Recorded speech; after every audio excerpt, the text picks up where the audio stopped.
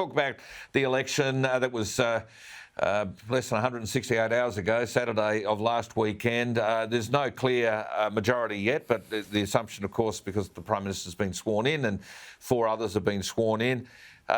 There's been a lot of mistakes, I think, Scott Prasser. If I look at it, I mean, I'm a marginal seat campaigner in the past. One of the things you don't do is talk about your opponents. You just don't do that. And yet, a lot of those seats that fell to the Teals, the local members, the former Liberal members, spent a lot of their time talking about their opponents, promoting their opponents. I thought it sent a message that we don't stand for something they do and we're worried. I think they got a lot of this basic stuff wrong. Well, look, the election was really lost before the election campaign. And we all know that. We all know that advertising has very minimal effect. And the Morrison government who really lost it.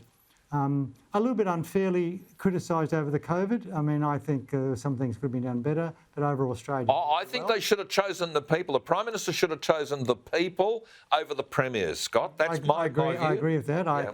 I'm a critic of the National Cabinet. Yep. And where Morrison looked like he was just a spokesman for the premiers. That's it. Rather than being the Prime Minister of Australia. And I think he would have probably got the premiers in line had he used a bit of stick and got that done. And so therefore he looked like a sort of a weak Prime Minister to some extent. And then with the Teals and all those sort of people, we didn't have the Liberal Party didn't have a positive message to sell at all. And he harped on the economy and things like that.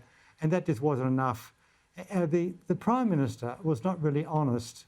And I don't mean he was dishonest. He just wasn't straight with the people about the issues Australia is facing on climate change and the sort of effects that will have if we try and go down this sort of zero route too quickly. Now, isn't it interesting, Gary, that we stopped subsidising a car industry because it was too inefficient and we can buy cheaper cars from overseas. Now we're subsidising electric cars to come to Australia, which are all built overseas, by the way. Nothing's built in Australia.